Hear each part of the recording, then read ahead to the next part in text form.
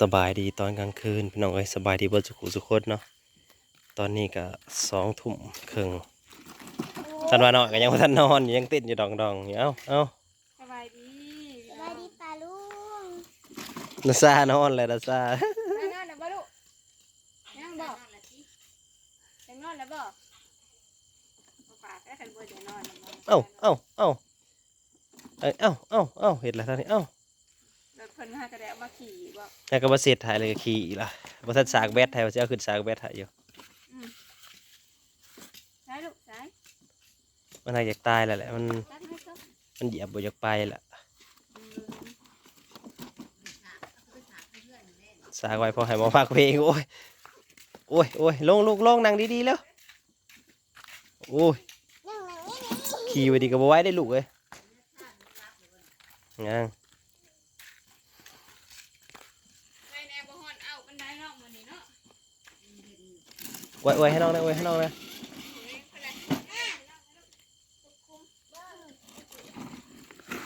พ่อใหญ่อยก็เฮ็ดงานกลางคืนกลางเว้นบ่ว่าง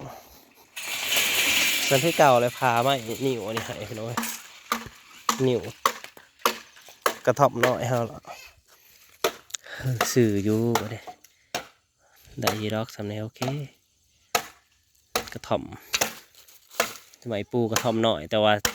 ตะวิดเพิ่นว่าสิเอาเลื่อยไปเลื่อยก็ตายเลื่อยมันบ่ได้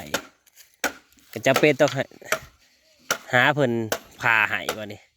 ชุดก่อนเพิ่นพาให้เอาไปใส่ได้อื่นเบิดแหละพาใหม่อีกเห็นงานกลางคืนพุ่นเนาะเพื่อสิได้นอนก็เลยพาให้แล้วซะนี่ล่ะไม่เพื่อกาขอนะเข้ามา2 ลำไปกาเบิดลำหนึ่งนี่ก็ว่าเกือบแล้วว่าเจ้าขยอดเกือบพ่อหรือว่าจะไง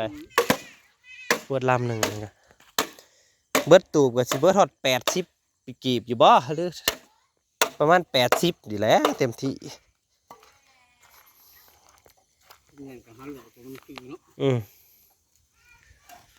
นี่ก็นี่เดือนพี่น้องเลย7 ค่ำแล้วก็กินข้าวแล้วก็มาเห็ดอันนี้อยากนอนก็ไปนอนนาซานอนถ่าละส่วนดอกนาซานะยังว่าพ่อใหญ่อยู่เลยนอนนี่พ่อใหญ่บ่อยู่ก็บ่อยากปานใดแหละใหม่ก็กระตัดมาแต่กอใหม่ใจมันบ่ทันขาดเพราะว่ามันเลยผ่ายากแล้วก็ได้ยินวันนี้ใจใหม่ยังบ่ทันขาดเนาะยังเลยอยากผ่ายากเลยจักน้อย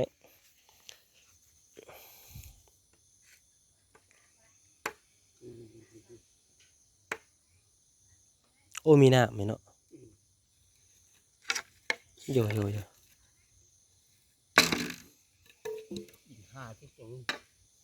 โอ้ผ่าพิษกระเสียวบ่เกี่ยวกันแล้วมันพาหน่อยจักหน่อยจักแนวเกี่ยวเขาต้องผ่าแต่ใส่หาใส่บ่แต่ปลายข้างล่างก็เอาเป็นเหงาเข้าไปตามจะว่าบ่ดี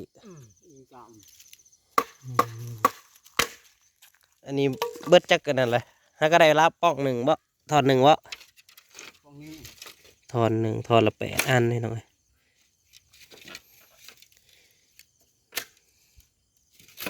ถอดละ8 อัน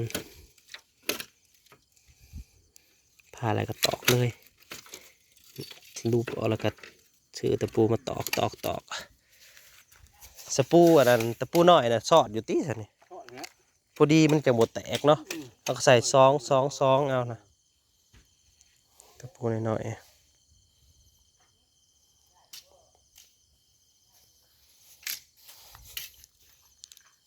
เจ้าสิแล้วอยู่บ่ตีผ่าดิที่ตัดไว้ดิสิบ่แล้วกันยังน้อยเนาะมื้ออื่นก็ไปเฮ็ดแนวใหม่แล้วก็ได้ว่าแล้วย่ำแรงกันมาผ่าก็ได้มื้อเช้าจะก็ไปเฮ็ดเวียกของเจ้ามื้อเช้าจะก็มีเวียกจะก็ไปย่ำแรงพุ่นแหละมาสินอนกับผ้าคอยกระตอกแต่ตัวเจ้าพาได้เขาก็เอาไปตอก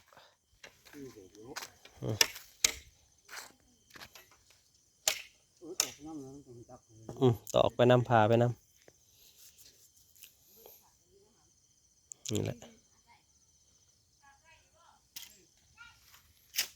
โซลาร์เซลล์ก็เฮ็ดให้เฮือนเฮาของหุงบัดถีบไปหน่อย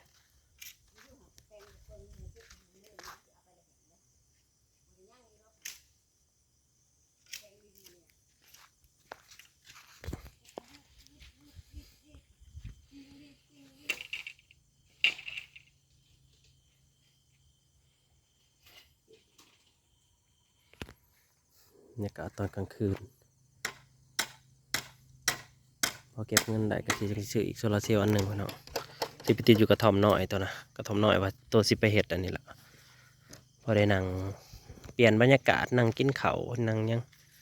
อยากไปกินอยู่บ่อนนั้นก็ไปนั่งกินบ่อนนั้นแหละหมักบ่อนใดก็ไปบ่อนนั้นล่ะห้องหมักแบบสไตล์บ้านนาไปหน่อยสไตล์แบบบ้านนอกบ้านนาเฮานั่งกระท่อมน้อยริมน้ำไปนั่นแหละบ่ได้มักกินบ่ได้มักติดหรูอยู่แพงดอกเพราะว่าบ่ได้เคยอยู่แพงบ่ได้เคยติดหรูเคยอยู่แต่บ้านนอกบ้านนาเฮาก็มักไปนั่นนี่แหละ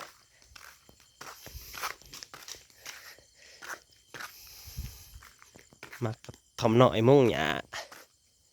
ไปนั่นน่ะเบิ่งแล้วก็บ่เบื่อดีมั้ยเป็นสังกะสีแบบเคยเห็นเบิ่งแล้วก็เบื่อซะว่าเป็นกระท่อมสังกะสีแล้วก็บ่เป็นตะนั่งอีกพร้อมเพราะว่ากระท่อมน้อยมุ่งหญ้าคือว่าอยากนั่งจักเป็นแนวใดเป็นตาเย็นนะไปนั่งก็เย็นคือว่าแล้วเย็นครับเย็นอลีพอมันบ่ค่อยอยากมีเลยดำดีเลยพี่น้องเอ้ยเขาเจ้าก็บางคนเขาเจ้าก็คือแบบนี้แหละซื้อเอาจังใดมุ่งหญ้าเพราะว่าหญ้ามันก็แพงเด้กระท่อมหลังหนึงก็เบิดเป็นพันบ่ได้พันปลายผู้ใด1,200กระถ่อมลังนะครับเห็ดเบิด1,200หยาเด้ขอหยาไม่เลยก็เบิดอยู่3,000 รวมแล้วเบิดอยู่4,000 5,000ผู้ได้แล้วนะเห็ดเองนะครับแม่จ้างก็เห็ดก็เบิดเป็นหมื่นผู้แล้ว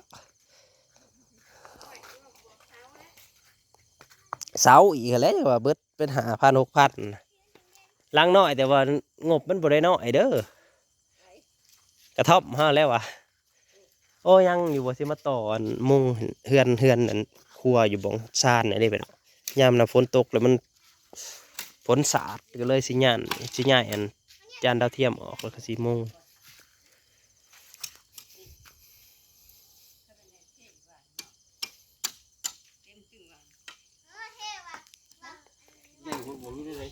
ฮะปลาตัวดีบ่ นี่ใหญ่นะลูกเป็นสบาย เอาใหญ่ก็ได้พี่น้องเอ้ย จอกมันจะมาแตกอยู่ น้องนี่อีกครับ แข็งใหญ่ เอาเด็กใหญ่ แข็งแม่นถอดไว้ถอดมันแล้วเขาไปจัดใส่เวลาเขาอันนั้นนะมาจากจีเขาไล่มันฮะเดคณะไปมั่วแล้วโอ้ยบไดเป็นตะเบิงเลยห่างไปคนละที่หมดแล้วเจ้าก็พาเจ้าก็เอาแล้วไว้แต่ละป้องแล้วข่อยไปต่อข่อยก็สิจัดใส่ดอกมันจะบ่ยากเพราะว่าไม้ทอนหนึ่งเนี่ยขั้นเขาผ่าจืดมันกับไปลายเดียวกันหรอเนาะไปลายเดียวก็เลยโค้งกับโค้งไว้น้ำกันเลยโค้งน้ำกันเบิดแล้วกันโค้งคือตัวนี้เห็นบ่พี่เนาะโค้งแวบไปน้ำกันนี่ตัวนี้มากกับโค้งไว้น้ำกันอีกนี่แล้วก็ต้องตอกใส่ลายเดียวกันนี่ลายเดียวกันได้เลยเป๊ะแล้วแหละมันก็งามแล้วก็แจ๊บมันเป็นลายเดียวกันนะตรงแบบนี้จีแจ๊บปั๊บเลย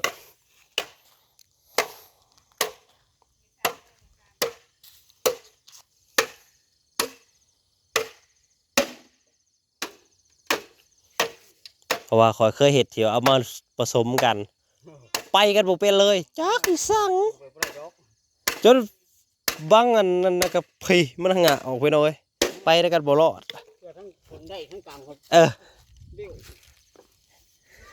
ก็เลยคิดว่าโอ้บ่รอดได้ไปแบบนั้นก็ต้องเอาไว้ของไปข้างมันดิโอ้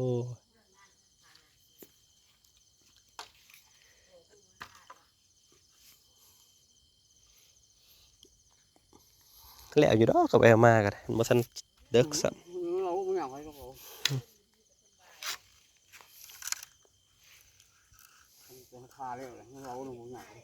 รูปไปเอาแต่บองมันเหลี่ยมมันออกเนาะแล้วก็ตามันอะไรกันทั้ง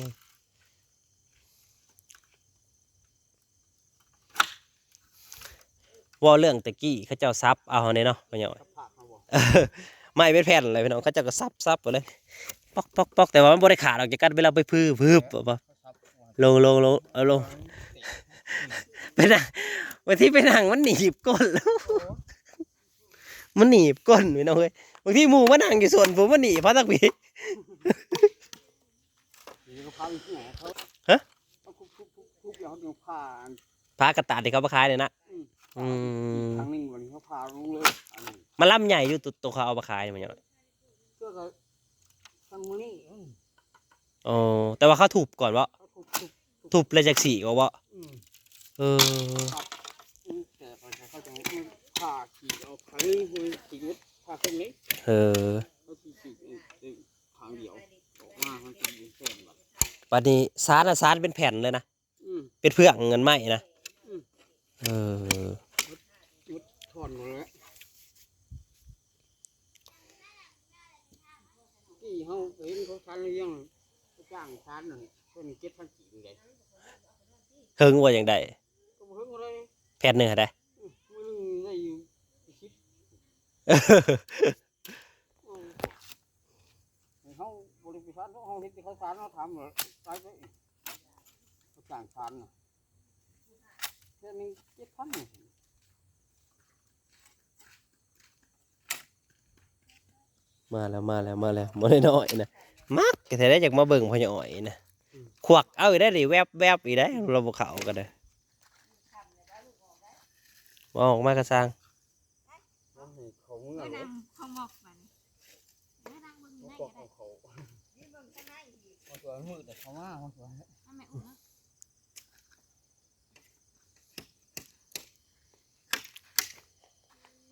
งามรอบนี้คือสิได้อยู่แหกวัดแล้วว่าพี่น้อง วัดแล้วโอ้กันเลย คันจะงามก็ยังว่าแยกไว้ถอนมันนี่ว่าเฮาไปปูว่าจะงามเฮาก็ใส่ตำลายแต่ละถอนเด้ก็งามแล้วแหละ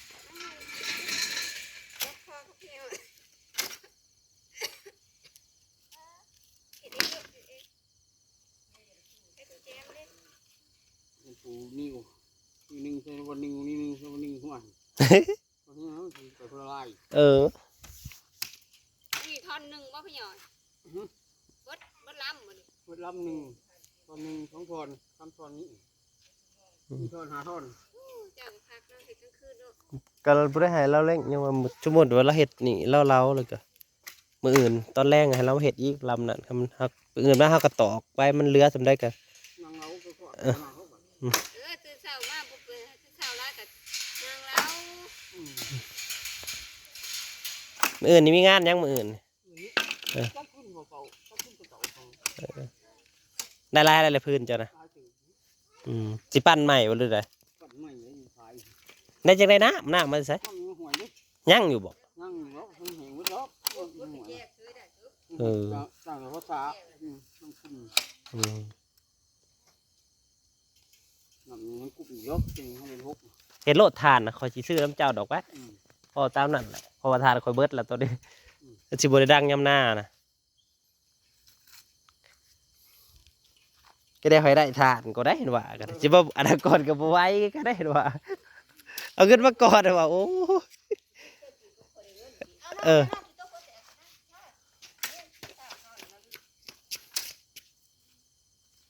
ที่กูขาดนู่นเงินหมด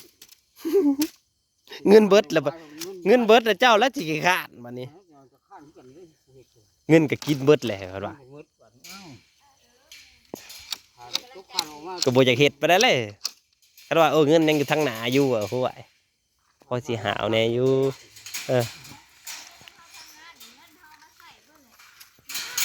เฮ็ดงานให้หมู่ซื่อๆคือว่าเพิ่นว่าจักซะแต่แท้เงินก็เจ้าของเอาไปใส่เบิดเลยพอกันใหม่เด้อพี่น้องขอบคุณหลายๆที่เข้ามารับชม